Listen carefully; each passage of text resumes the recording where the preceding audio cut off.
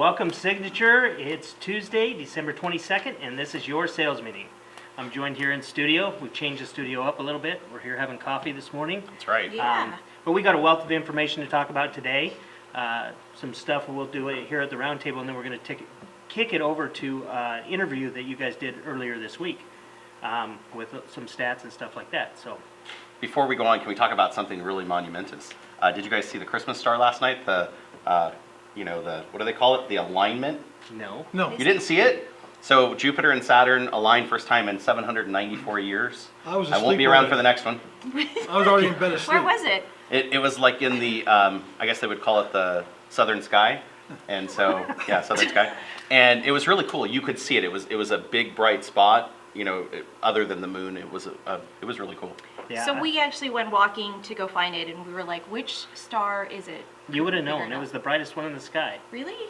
Well, you could tell because it was fat, the way, like it had two stars really close together, Excuse and then me. yeah, it was cool. Anyway, I think it was worth mentioning, but we've had a lot of, weird celestial occurrences that have happened in the Are you last. making fun of my jacket? Speaking of your jacket, we're in the festive spirit today. We got decorations. Yes, the ornament, the token ornament. The one today. ornament, yes. So, with that being said, let's hear about the mortgage moment.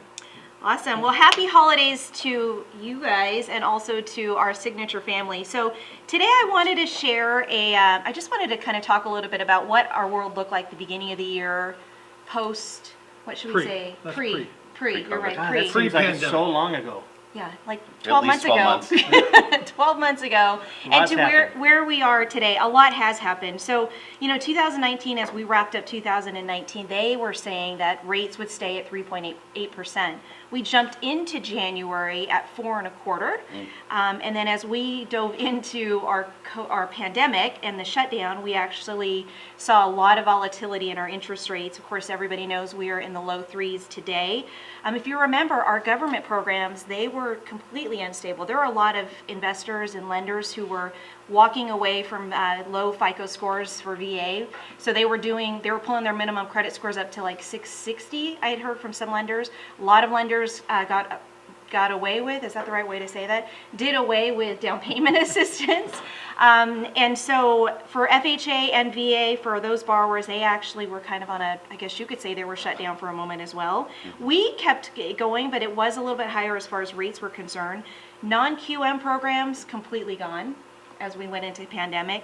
Jumbo loans, if you guys remember, Wells Fargo and Chase were like, see you later. So they actually pulled out. They came back shortly with a 70% loan to value. And then home equity lines of credit. Do you guys know what those are? A little bit. A little bit. I've heard the HELOCs. term before. Yes. So those two, HELOC. HELOCs, those went away. One of the most memorable things was I remember chasing down our verification of employments, like literally to the second we were about to hit the funding button. And it was like, are you still there? Are you still there? Are you still there? So I'm grateful that 2020 has changed and now we are in, what would we call it? Mid-pandemic. Mid-pandemic. Thank you, Tom. We're on the tail end. We're rounding the corner. no. We're rounding the I don't know corner. about We that corner. see the finish line with the vaccinations and all that We're good hoping, stuff. we're hoping. Yeah. Where FHA and VA are back to 620, you can actually go back down to the 580. You're just going to have a little bit higher of an interest rate. Non-QM programs, so we do have investors now that have come back for bank statement programs. We have an investor that'll do your foreign nationals. Still looking for the I-10s, but I think we might have an investor for them as well. And then Jumbo has come back with a 10% down, amazing interest rate at 2.875.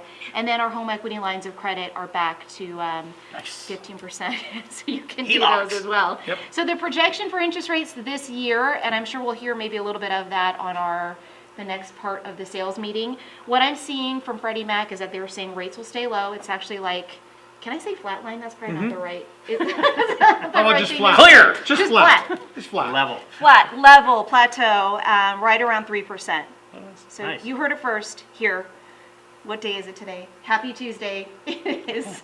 It's interesting. You talk about the pre and the post, or the pre and the mid, or whatever we're going to call it. How there was so much uncertainty when it first started. Yeah. And how we thought everything was going to change for us Yep. in real estate. And there's a lot of things that did change the way you do business. But boy, we've been really blessed to kind of be in that real estate bubble. Hopefully that never pops, but Yeah. almost protected from everything. And it kind of demonstrates, as you talk about the fear going into this, the loan programs and then how everything's kind of come back even better than before, so. Yeah, Yeah, for sure. for sure. Awesome. Well, we've got a lot of other stuff going on, and so our president with the mostest from the localist has some updates for us. We're gonna ask him for his last, So like my info. last Board update, update. right? Last board How's the update. market? Is it on fire still? The market's still on fire. That's not going to change anytime soon, and you'll Not hear your about that. presidency. Not my presidency, no. But look, the next biggest thing phase. the biggest takeaway that everybody needs to know about is the fact that landlords can apply for assistance on behalf of their tenants. So if you have a client out there that is a landlord, has a tenant that has been paying and is unresponsive, please go to Chap.ClarkCounty.NV.gov, right? ClarkCounty.NV.gov. and I found that, just if you do Chap, Nevada, That comes Google up, search, you Chap, can Nevada. find it, so. Yeah, and also the form is also on the LVR website when you sign in. So please take advantage of that. Some other notable stuff that just came out. Wait, before we go there is a deadline for that though, isn't there? Money runs out. Thursday? But Oh, there's isn't there, the first run is the end of the year, the 30th? They want it by December 30th, which would be really helpful. But we just got a new round of funding coming out, so get it in. Get it in December 30th if you can. First one in, first one get paid, right? Right, So, but here's a great opportunity to reach out to all Yeah. your Landlords. clients or your database, no matter if they have a rental or not, it's a reason to reach out and let them know. So utilize that. It's great. So let me go on, right? Can we I stop? won't, I won't cut you. Well, yes, you will.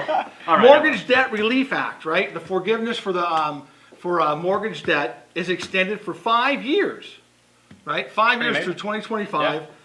We get the $600 if you make under 75 grand, $1,200 if a couple if you make less than 150 grand a year, and then the CDC extended their eviction through the end of January, but our Nevada eviction, of course, moratorium goes to the end of March 31st. Yeah.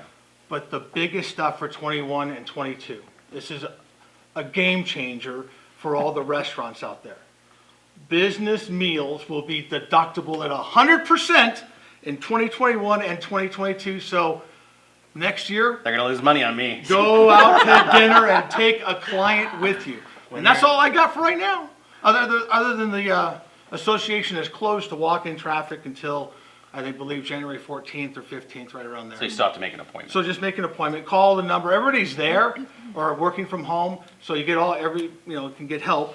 You just can't go walking in like you used to. The wear and tear on that building has been saved. Oh, Yes, yeah. I know. Nothing like spending $15 million in a building that you can't use for a year. Right, So to give a little bit of update on the state, we came out with a number of papers based on these different issues that came out, and thank God we've kind of winded down our year, and so I'm excited.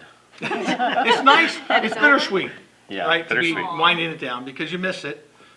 I think I'm going to miss it for maybe just a second Sure. or two. But You guys All those aren't videos. gone, You get past you're still on president. the board. Yeah. past presidents go just nowhere. Yeah, we'll You be guys giving are- bathroom You directions, as guys they are say. put soon. out to pasture, it's over.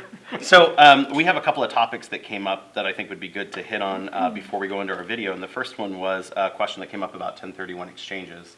And so that's something that federally, as an association, we've been fighting for because they wanted to take away the 1031 exchange deduction, and so like-kind exchange. And so it's important to know it's one of the best transactions you can do in real estate because no one wants to pay the IRS.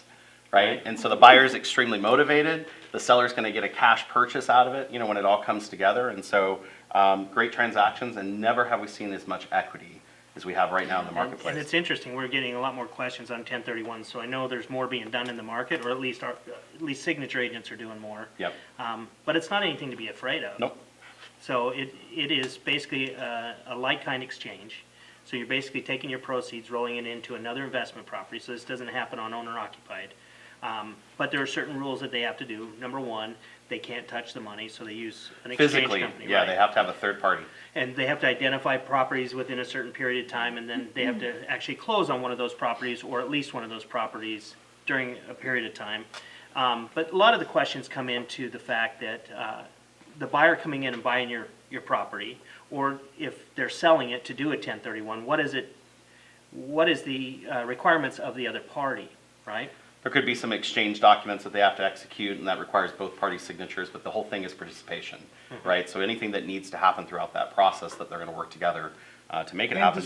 And disclosure. And disclosure, really yes, well, that's Disclosure, the important. buyer needs to let the seller know that they're doing that, that's Yep. it. And it has no bearing on the seller whatsoever. Yep. They have no other obligations, but the good thing for the seller is that buyer's under a strict timeline to close that deal by a certain period of time, or they're And gonna have tax consequences. That's the risk. The risk is that if that timeline's blown, all of that money would then be taxed. And the other thing that's important, the reason they call it like-kind exchange, is if I own a property that has a $300,000 loan and $300,000 in equity, I have to exchange that for the same thing. I have to maintain that debt with that money I have in it. I can get more debt, I can put in more money, but I have to have at least that like-kind, Right. so. Otherwise, you pay the capital gains Correct. tax on your Yeah. proceeds. The other thing that was brought up is, it's important that in the marketplace, when the market gets hot and things get crazy, to work within your scope of your license. And what we mean by that is you're not a lender, you're not an accountant, you're not an attorney, You're not a contractor, you're not a home inspector. Don't point out things and give your opinion, because your opinion brings liability. And so we've seen a lot of issues lately with that. And the sad thing is, it's always an agent trying to do something nice Yeah. or trying to help, and it always comes back to bite them. What's the old saying? The path to hell's paved with good intentions. Yeah, and just I would say remember. stay in the lane. Yeah. Stay in your lane, and remember, we manage the process of buying and selling real estate. The clients make the decisions. As soon as we're making decisions for them, Yep. we've overstepped our bounds, and it's gonna bite you in the butt. Yeah. And so if you're even thinking about it, come talk to us so we Yeah. can tell you not to, Yeah, please. right? So, yeah, just be careful. You're licensed to do real estate, that's what we should be practicing. Absolutely. So a couple of things too that are important. The end of the year, we wanted to wrap up with some great informational segments, like the segment we're doing today on the market and the local economy and the national economy. But next week we have Dave Sanders doing the legal wrap up, and so I can't wait to hear of his legal takeaways from 2020 and all of the go forward things that we're going to have to deal with after this Yeah. horrible pandemic. Some of the topics we're gonna talk about is the DOJ and NAR settlement. Yep. And how that affects you. We're gonna talk about the eviction moratoriums and other legal issues to keep you guys in the know. And if you guys have anything, I would recommend you watch it live, type in your questions, or submit your questions ahead of time so that we can make sure that they get asked and we discuss relevant topics that are gonna be for you guys. So the big thing I think that everyone's going to see today in the video that we're doing, and Tom and I had a lot of fun taking part in that. We have our local market expert who spent all year reviewing those hot numbers from Las Vegas Realtors, and we have Brian with Applied Analysis, who is one of the chief economists in our valley. And so we've been getting those questions from our clients. I'm going to wait to not buy until the market crashes. I'm going to hope that I'll get a better deal next year. I don't really think that this will continue. And so we've asked those questions to get some feedback from him. And so I think I took away from it that we're going to see more of the same. And Yeah, look, 2021 and even into 2022 should be relatively steady, relatively on the same curvature that we've been on, steadily rising, nothing dramatic. I'm worried about 2023, which will be, by the way, the year that I'm president of the state. Right? We're all worried. Right? So if I No. go from pandemic in 2020 to state president and have some issues with the housing market, I'm gonna be really upset. But that'll just be my luck. So 21, 22, okay. If they're waiting, and the question is, what are you waiting for? Yeah. Right? What are you waiting for? The economy is gonna be okay. It's getting better. They're pouring billions of dollars, if not trillions of dollars, into the economy to build the bridge, to help the people that can't work and give them money to make it all over to the other side of the pandemic, to where the economy's open. I know when I talk to Clark County commissioners, Marilyn Kirkpatrick especially, her only mantra is to get this economy going. She wants the economy going. There's some other people on that commission that are more socialistic, but I can tell you Marilyn is say all about holistic? Socialistic. socialistic. Okay. What did I say? Holistic? I thought that's what you said, but never mind. Socialistic, holistic, they're Same one of thing. those istics. Same thing. So just know that 21, 22 will be okay years for real estate. What was really kind of interesting in the wrap up in the last few questions of the interview, was you were talking about interest rates and how interest rates have dropped, over that point. And that point has created about $30,000 to $35,000 in buying power that a buyer could now get because of the difference between their monthly payment and the cost of the house. And what's ironic is that relates to about 10 to 12% of an increase. Well, amazingly, we've had 10% of an increase in values because of that setup. And so when you look at those numbers, when you look at the information he provided, even with the jobs growth being such a problem that we have with people out of work, it makes sense. The numbers actually make sense based on the rates. Yep. And so I think it was good for that. And he talked a little bit about what's going to happen with Vegas and our conventions and the effect of the Raiders, And the other thing you'll notice on the video is watch me try to get a word in edgewise with Chris. Right? Chris will say something, and I'll want to add something to it. I wanted them to and have he'll good cut me- information, Tom, he'll not cut just me- a hot he'll market. cut me right off. Hey, It's real pretty quick, interesting. the whole reason we did this video, and I think the important thing for the agents is that this is ammunition to be able to use it with your clients to explain the marketplace. You should take this video and provide it to them. I mean, we have it as a link on our YouTube channel, and so the idea is when you have good information, when you have good stats, and there's like 100 slides that we're going to be providing with it, that's a way to explain to your client, not all 100 slides, but that's a way to explain to your client why now is a good time to buy or sell. And that's what I love about stats. It's always a good time to buy or sell, right? Yep. And part of our job is to know what's going on in the market. I Absolutely. mean, we can't predict, but the stats are a big key indicator to be able to help distribute information to your clients. So. Absolutely. So this was good. This is a great interview. I had an opportunity to watch it. Beta did some editing miracles for it and made both you and Tom look good. Oh, so if I cut off all the other that I had in there. No, he did leave in the fire. So it's good. So we're going to end this sales meeting with this. It's about 40 minutes, but it's great information. Remember, next week we've got Dave Sanders, the legal update. So we're going to end the year, last two meetings of the year, with strong information to really help you guys in your business. And looking forward to kicking off 2021. So Woo. with that, let's send it over to the Happy interview. holidays. Roll that Happy great holidays. bean footage. Hey there, Signature. It's Chris Bishop, Tom Blanchard. We're here with a special guest, Brian Gordan with Applied Analysis, and I'm super stoked about this meeting because if you love numbers, this is the guy to talk to. Brian, thank you so much for being here with us. We really appreciate you. Oh, appreciate the opportunity to be here and good to see you guys at least through Zoom and hope everybody's doing well. So, Brian, I as soon as this meeting started, I was reminded of the many fun times we've had while I was association president and how lucky I was that my year, Dave Tina started it, but my year was the first year that we had amazing numbers from the partnership with Applied Analysis and Las Vegas Realtors. Definitely want to share with our company how that's been a positive effect for all of us. What has it been like for you guys? How have those numbers helped with bringing in stats? Hey, I think it's been a great relationship all around. I think we've been able to add some value to the Las Vegas realtors. We have a data portal that's inside of that single sign-on system that we've worked collaboratively with to get on the system and get it online. LVR data is sort of within that system when folks are going to access their MLS. So I think access to that information has been really helpful for realtors. At the same time, we've been getting a lot of feedback, what they'd like to see, what they'd like to see different. And so it's been a great partnership. And I think the more information that's out there, the better, particularly given these current times. Absolutely. Tom, you're ending your time as Las Vegas Realtors president. I know you're super sad about that, but you have been pretty positively affected. You've done each of these great videos about the marketplace. How have the numbers played into you doing those videos? Well, it's helped me be able to say things like the housing market is on fire, right? So, if you just have the raw data, it doesn't always tell a story. But when you add in the applied analysis stuff of the economy and how it all works and how it's all seen with everything, it helps provide me and hopefully everybody else a more colorful palette of information that you can help understand, digest, and then regurgitate back out to your clients, right? Because that's the key, is how to regurgitate it back out. Yep. The thing I love, Brian, is the fact that when you're a salesperson and you have numbers, you can use them for good and for bad. And so it's definitely important for us to have those in our arsenal. The reason why, to me, that this is so incredible is because when I went in as president, even years before, we would have so many reported numbers. You would have your numbers that you guys were reporting in the media. We'd be reporting from GLVAR. We'd have the numbers coming out from independent brokerages, and they all didn't make sense.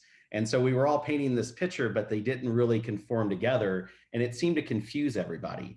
And so I've seen that confusion since go away. And so I'm really stoked about that. One piece that I think we should really talk about in the beginning here is that you track new home data. And you have a huge amount of that data available that's in with the reports that you created. Talk to us about the new home market. What are you seeing as major trends with them?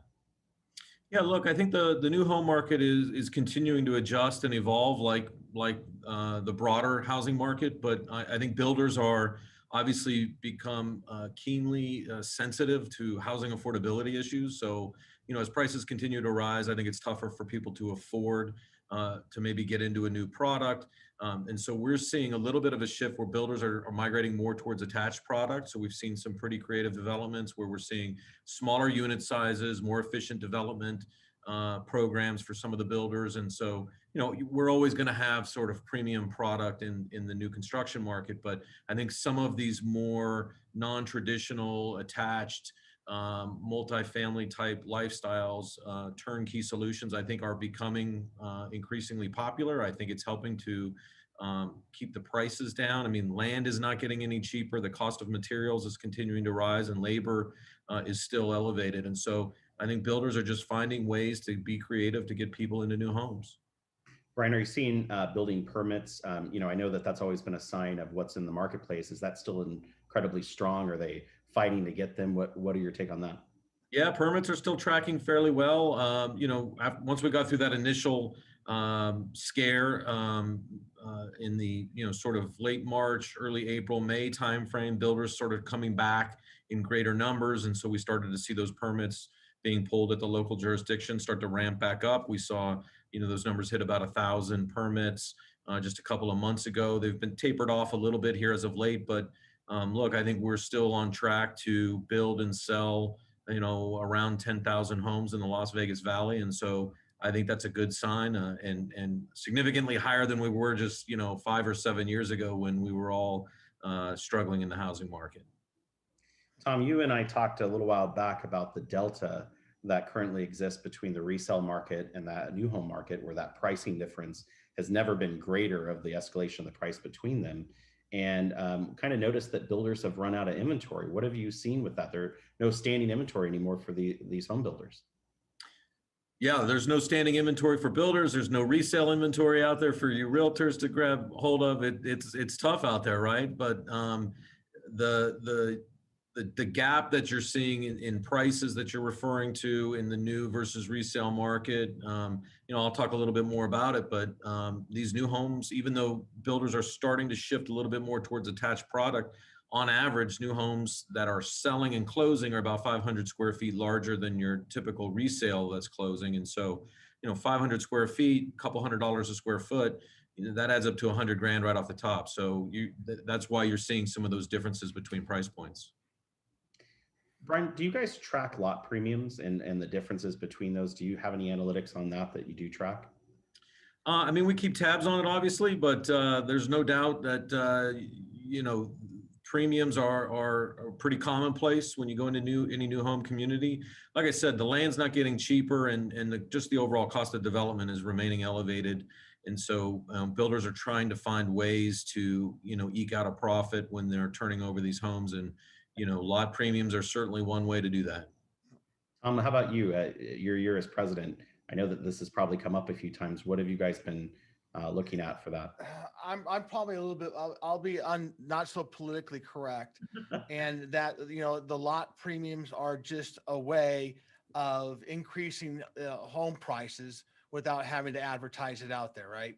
They say it's $400,000 for the house, and that's competitive with everybody else, but you got to pay $120,000 because you want a lot that you can actually have a barbecue in the backyard with. So, for me, it gives me a little bit of heartburn. I've had some conversations with the builders about it, but they're, you know, they're in business, right, to make a profit. It's not, you know, as much as our governor wants to keep us currently, you know, renters to not have to pay for anything. They still have the ability to have people pay to live in a house. It's funny that you say that because I had a past client just reach out to me and said he's looking for a home in Mesquite, and the home price advertised is $450. The lot premium's $100,000 in Mesquite, and I never have seen that even before. And so you're right on the money when you say that. So definitely something to keep an eye on. I know that we have a lot of buyers in the marketplace that want to purchase that new home. A lot of buyers coming from out of state that want that new home, but now they're looking at long build times compared to what we saw 8 or 9 months ago. So that's definitely different. Brian, let's talk about, you know, COVID and its effects on our economy. I mean, we obviously know the real estate market's as hot as it's ever been in the last 15 years. What are you seeing? I mean, you had a number of reports in your economic update. What's your take on that? Yeah, look, you know, the economy is going in a different direction than the housing market, right? And so we're seeing the housing market get lift and momentum and gain elevation in terms of the prices, and then we're seeing the economic environment, you know, struggle. Certainly, we've come back from the bottom relative to, you know, the April timeframe, but we're still 100,000 jobs short of where we were pre-pandemic, and so that's problematic. We have hotel casino properties on the Las Vegas Strip operating at about 50% of capacity, or at least 50% of where they were at a year ago. You know, it's creating concern in the market from an economic standpoint, but somehow the housing market's managed to weather the storm thus far. So explain a little bit more on that, because we see some of these hotels, their stock prices have gone crazy since they've been allowed to reopen. They've now operated at less capacity, which of course, you know, not as many people coming through, but what do you think is going to happen with that? Do you think that they're going to post record prices and less employees to pay? I mean, what's your feeling on it? Yeah, look, I think the equity markets are just, you know, through the roof, you know, regardless of the industry, right? I think obviously the concerns that were out there during the height of the pandemic have started to subside. We're now rolling out vaccines across the country and across the globe. I think there's a lot of optimism that that's going to help, and we're at the beginning of the end, if you will, and that at some point everybody will get back to operating in a normal and reasonable lifestyle, as opposed to everybody that's hunkered down today. So I think that optimism is being reflected in stock prices, and that's across the board. And I think, you know, it's going to be some time before that tourism industry, you know, takes hold again. Conventions and meetings and large scale events are going to take some time before people are in a position where they can do that type of thing. And then I think two, people are going to be willing to do those types of things going forward. And so that's going to take a little bit of time to roll through the economy and get people acclimated to the new realities that are going to exist. But you know, it's going to span you know, years and not months before we see a full recovery. You and I talked in 2018 about you know, the stadium and how it was bringing, you know, 60,000 people in for a game, and how they were going to leave their pocketbooks here when the game happened, and, you know, hopefully want to buy a home. And would this make prices go up? And now we've seen that they couldn't open the stadium with people visiting the stadium, and we've had conventions completely go away. And Tom was just saying, Tom, how much did you say was they were forecasting? I think it's a direct quote from Brian from last night. $11.4 billion of lost revenue to the LVCBA, or is that just Clark County also? That's Southern Nevada. It's a huge number. I mean, you think about all those people that are coming in for conventions and meetings. It was like 6.6 million people last year. That economic activity accounted for, you got it, Tom, over $11 billion. So it's huge, and that's literally been shut off. So that's a hole that our government's got to fill in this coming legislature, right? I mean, they've got to make up that money, because that would have been money that we would have had at the state level, correct? Or if I'm wrong, let me know, Brian, because I don't know everything. Look, there are going to be holes, and there are holes, and I think legislators are going to be doing everything they can to try and fill those holes. But it's gonna take you know, an effort by all sides to try and, you know, figure this one out. So I noticed in your numbers in your economic report, you were talking about the conventions and the stadium and different numbers that you reported on. And I think the concern that I've heard from everybody is how far is too far to recover?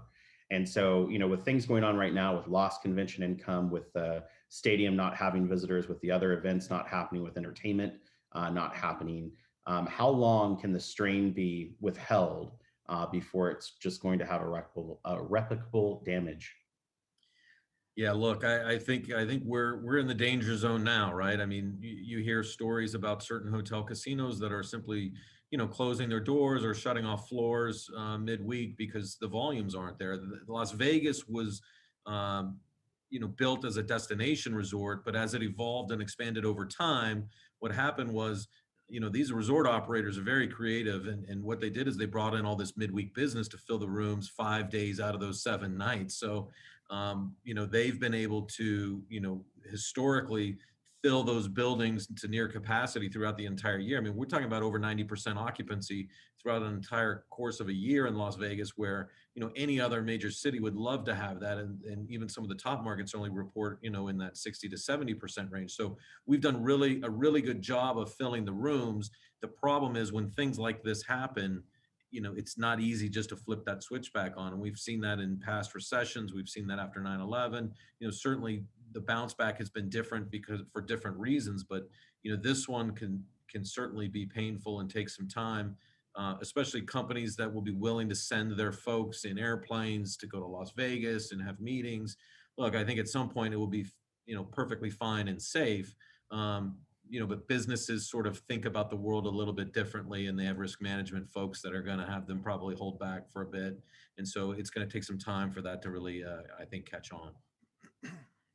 So let's go into population growth. I mean, one of the things Tom's talked about it many times in his videos, the great migration, that was happening before this horrible pandemic started. And I know, Tom, you talked many times about the fact that the market was receiving this influx of people, and it's still happening, right? I mean, Tom, you're still hearing that from the membership. You're still seeing it from your reports. Again, we're not busy, us as realtors, right? We're not busy shuffling people around that are selling their house and buying another house, right? We have a problem with inventory because we have so many people that are coming in trying to buy one of the houses that come up for sale. So that's the issue. I don't have the numbers, but I'm sure Brian may have those numbers. Yeah, look, the population base is continuing to grow, right? In your mind, you think COVID hits and everybody's just going to stay in place and everything's frozen. But, to the west, we've got California, where people have a high cost of living. And if they know they're working from home for the next year, I've heard a lot of anecdotal reports of people that are just coming to Las Vegas. They're buying a nice suburban home, and they're able to purchase something as opposed to rent in California, or they're able to, pocket some equity. Regardless of the situation, I do think there are a lot of people moving in doing that. And at the same time, I think you also have people inside the market that, they've just been spending a lot of time in their house, and they're realizing, I'd rather have something that I enjoy living in. I'm going to spend, days and nights here. I need another room. I need somewhere for my kids to study. I want to have a home gym. I need a home office, whatever the case might be. And so I think you have people that are actually looking at homes that are better suited for today's lifestyle as opposed to what it was a year ago. So purchasing power has really changed for a lot of those people in the states that they're in to be able to buy what they can. Even our inventory shortage, they're still getting amazing deals. Makes sense. I know that you tracked a number of stats for how many people came to Vegas and registered for driver's licenses. And so that's kind of the trend that you're seeing. It was amazing. Over 60,000 people from the state of California last year came to get a driver's license. I mean, that's a lot. I mean, the numbers are mind-boggling when you think about the number of people that migrate in. And so those are people moving in. I know it's hard to believe, but people actually move out. So the net population growth has been relatively strong. We've been growing about 1.8% on the year here in Southern Nevada, and that's remained despite COVID.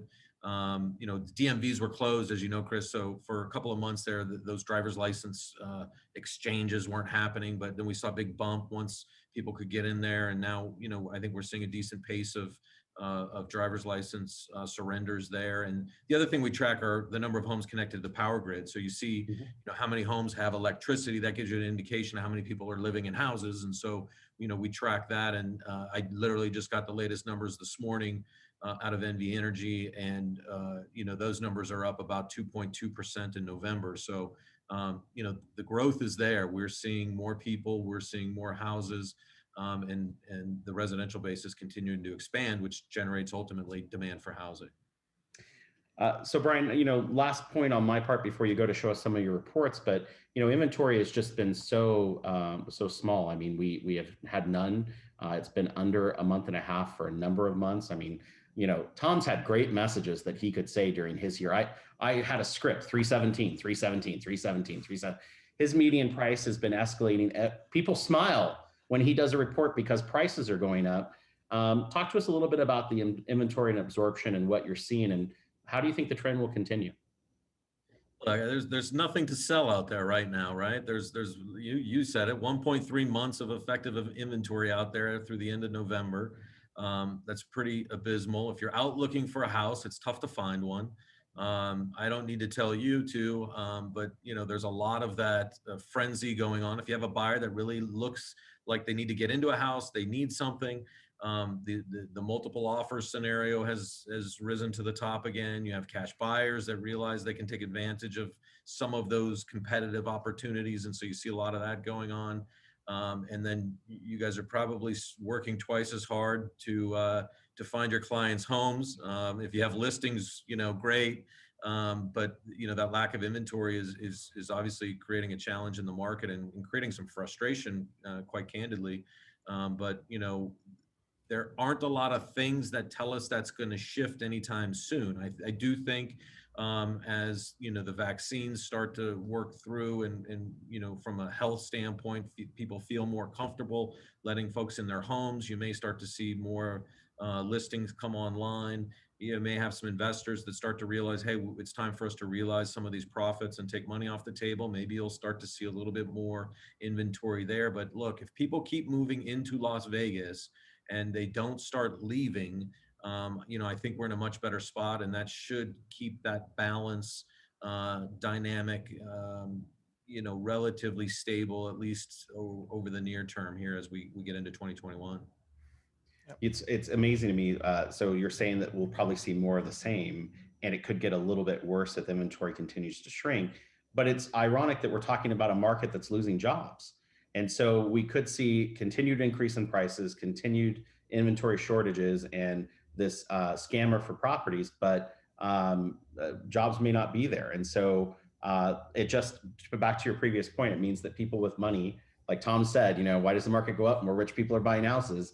People with money and great jobs are working remotely, causing that to happen. Does that make sense? No, it doesn't. Right? But you're right on. So you make sense. The market doesn't necessarily make sense, right?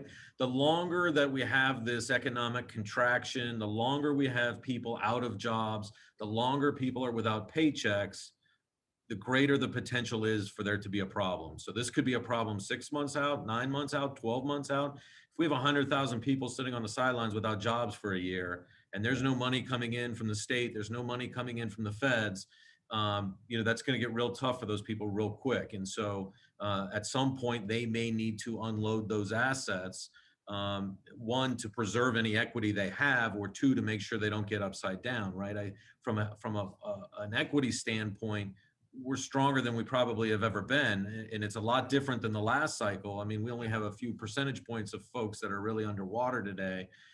If you remember back in 2009, 2010, 7 out of 10 people were underwater. They owed more on their house than it was worth, and a lot of people walked because it was easier. But today, there's a ton of equity sitting out there, and so if people get into a constrained situation, they may look to get out a little bit quicker and hopefully capitalize on some of that equity they've managed to build up over the years. I saw that you were tracking that in your numbers, and it's kind of interesting. I just did a search in 89084 where I live, and I wanted to find out how many homes were free and clear so I could go and market to them to sell their home. And I was stunned. Over 10,000 properties in that zip code, one zip code, that are owned free and clear. And so the question has always been, now I have this house, I have no payment. And so that's probably why many people are surviving, because they do own the home free and clear.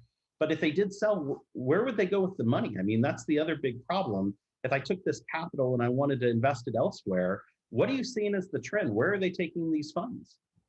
Well, if they would have put it in the market about 3 or 6 months ago, they probably would have done okay. I guess that's one option. But you're right. I mean, do you carve that money up and go buy multiple houses with that? Do you just simply leave the market and go somewhere else? You know, there's some alternatives out there, but I hear you. And I think from an investor standpoint, you probably have a lot of investors that have paid down or paid off homes, particularly larger funds that have acquired properties largely with cash. So you're starting to see a number of homes out there that are debt free, which is I think puts us in a good spot just generally in the market. But I don't know exactly where they park that cash in the interim. I think there's probably a lot of people just speculating on a wait and see game. I'm gonna somehow time the market with the expectation that we'll see some sort of correction. And So let I've got to me- ask both of you, Tom, I got to ask you, what is your opinion? I know that you can't guarantee, and I'm not asking you to do that, but what is your opinion? Tom, are you going to say something like it's time to double down in Vegas? Because I know that you would. No, here's the thing. As long as people have equity in their homes and they're not going to walk away. So the everybody yelling the fact that it's like 2008, 2009, the housing bubble is going to happen and all that kind of bullshit is not going to, it's not going to happen because we don't have the same kind of setup we had. We have the same kind of problems, and everybody sees that with the multiple offers and housing prices just going up and people overpaying for above appraisal and all that kind of stuff, which everybody would normally think that would be a housing bubble, right? But due to the fact that everybody has money and has skin in the game, to use the most used verbiage from since Jamie Foxx used the MGM thing, put some skin in the game on your damn sports betting app.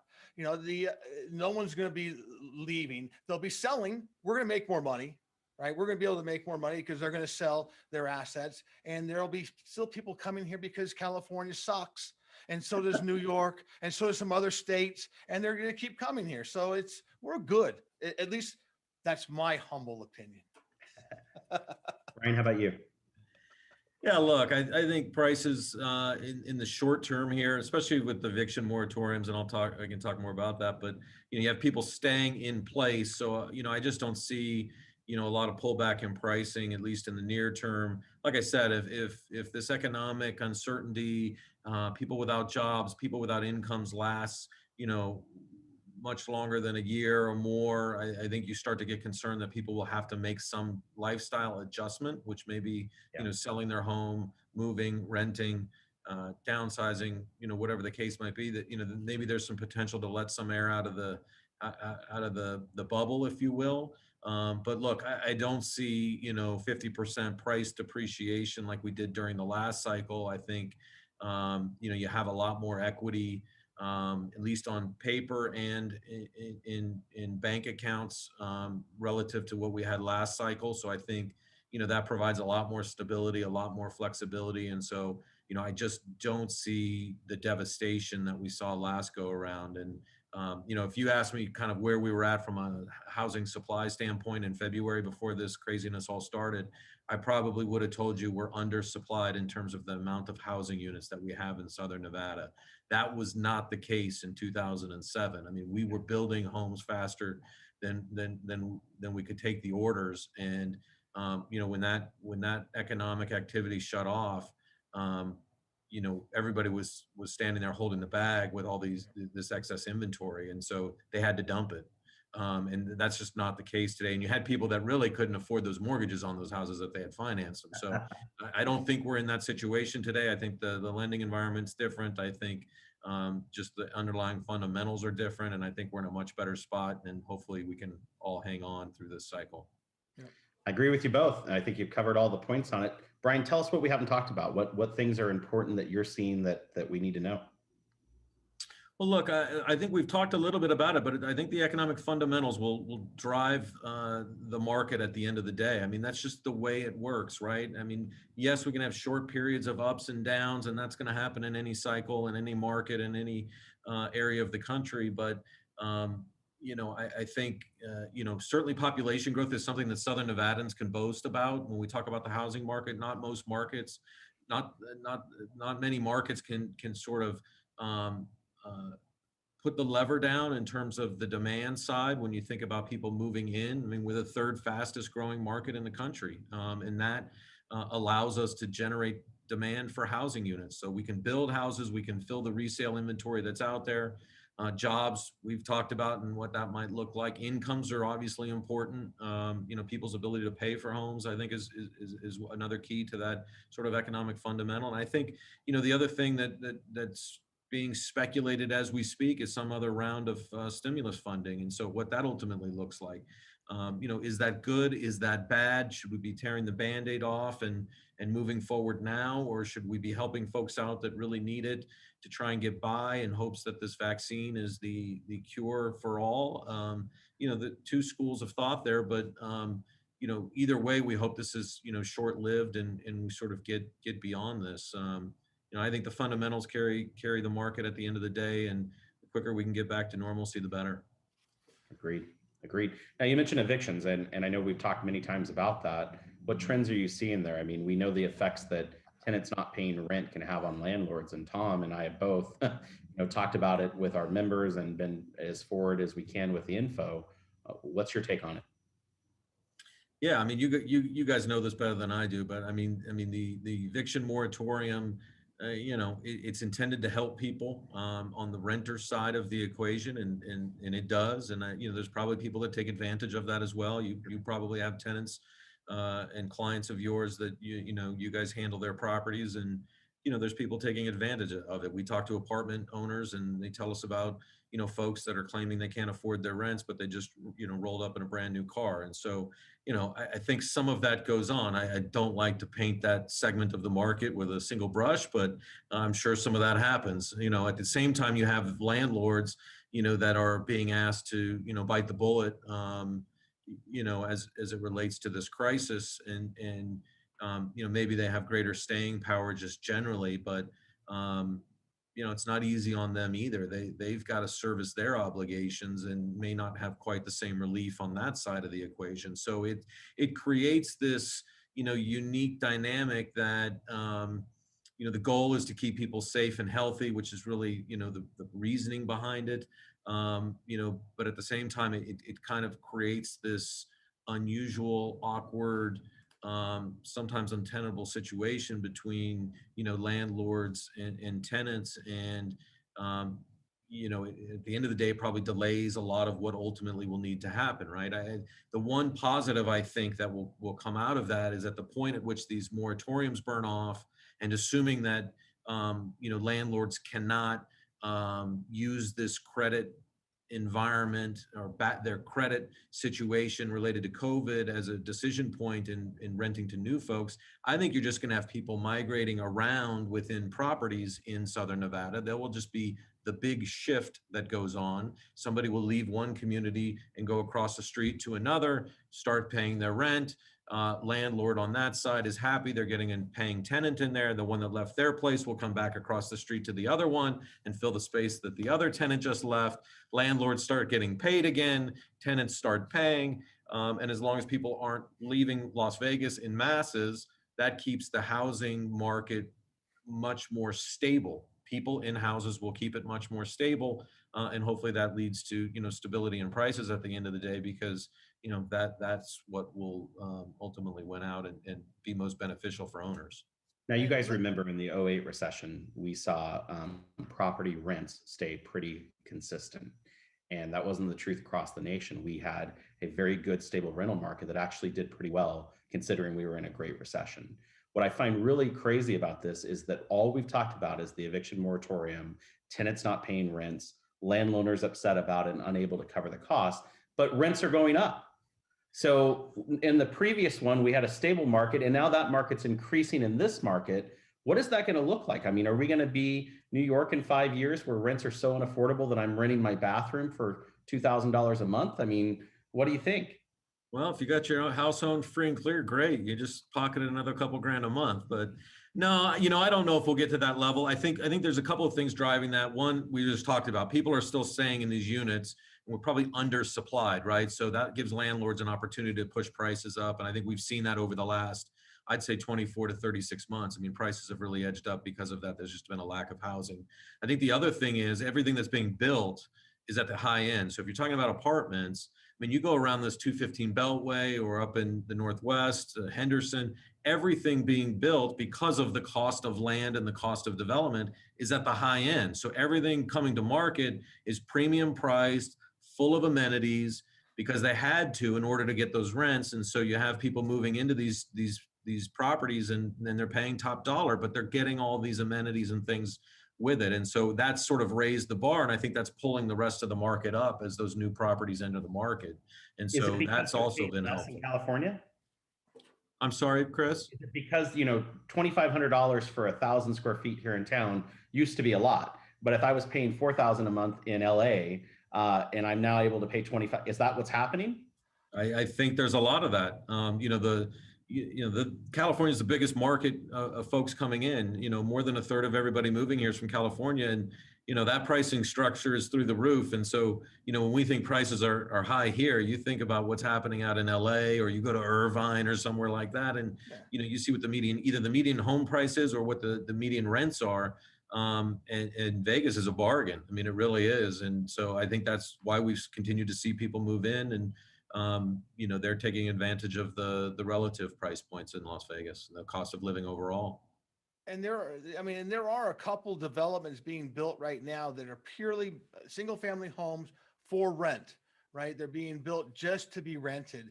And I think that in the future, when those come online, I think it'll help alleviate some of the pressure that we have on a current rental market that people will be able to go to. I'm sure they'll take advantage of the situation in the beginning because they're going to try to get the same rates as everybody else.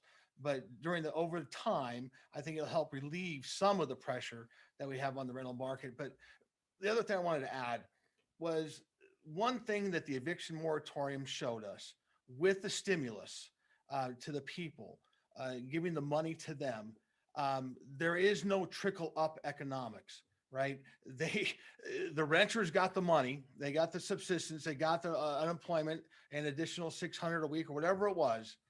And that money didn't necessarily go to rent.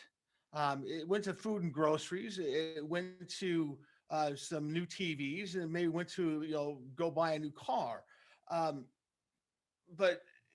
I think now they finally realize that with the ability to give the rental assistance to the landlords directly and have the landlord apply for the assistance, to have it trickle down and pay the person that really need to get paid, because trickle up economics, I'm sorry, just does not work anywhere.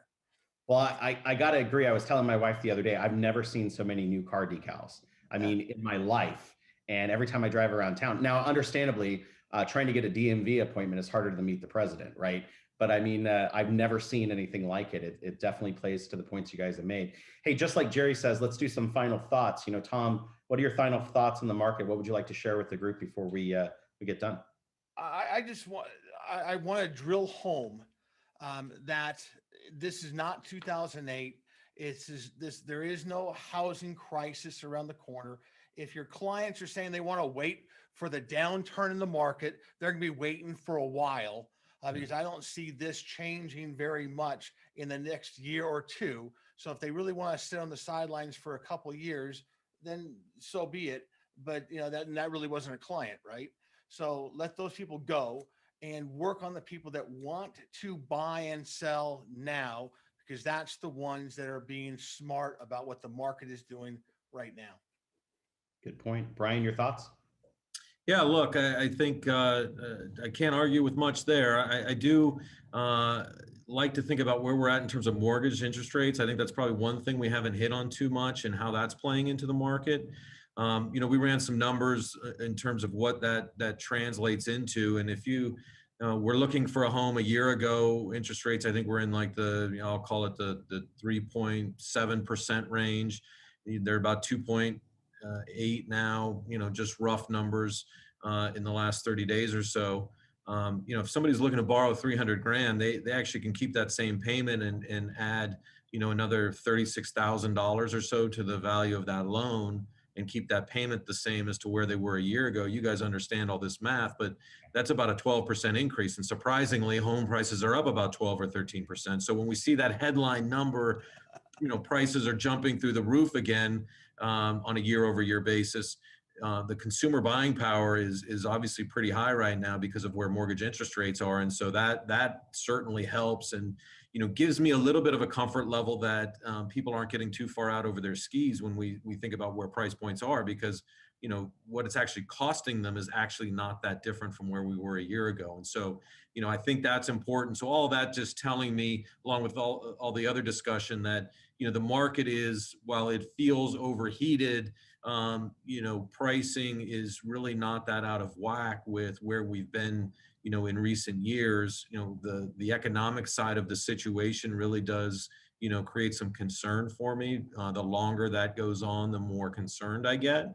But the vaccine, I think, has to be offsetting some of that and shortening that timeline. And we'll just have to see ultimately how this resort industry roars back and how long that takes. I think that's going to be the key driver of ultimately the economy, which will ultimately dictate how the housing market performs. Love it. Thank you both so much. Great information. I've always been a proponent of the fact that I always have to have a place to put my stuff. And so if I'm going to live in the house and I'm not going to leave Las Vegas because I have no intent, then the market cycles really aren't going to bother me that much if I stay in my home the next 7 to 8 years. But I think the one thing that's come out of it is, this the home I want to be quarantined in? And my answer was no, I want more. And so it's all great points from you guys, and I really appreciate your time and sharing that with us. To everyone here at Signature, we appreciate you being on the meeting. I want to remind everybody that Applied Analysis have provided all this information, and the economic update that they just rolled out. All of that is on your single sign-on simply by clicking on the blue Applied Analysis button. Thank you guys so much. And Brian, we look forward to more information, more stats, and next month's numbers. Thank you, Chris. Thank you, Tom. Really appreciate the time. You got to appreciate everything you guys do for us. It's been amazing to have you on board to make me a hell of a lot smarter, and at least make me sound smarter than I actually am. So thank you. And like Tom says, the market's on fire, so get out there and That's sell right. something. Enjoy the holidays, guys. Really appreciate it.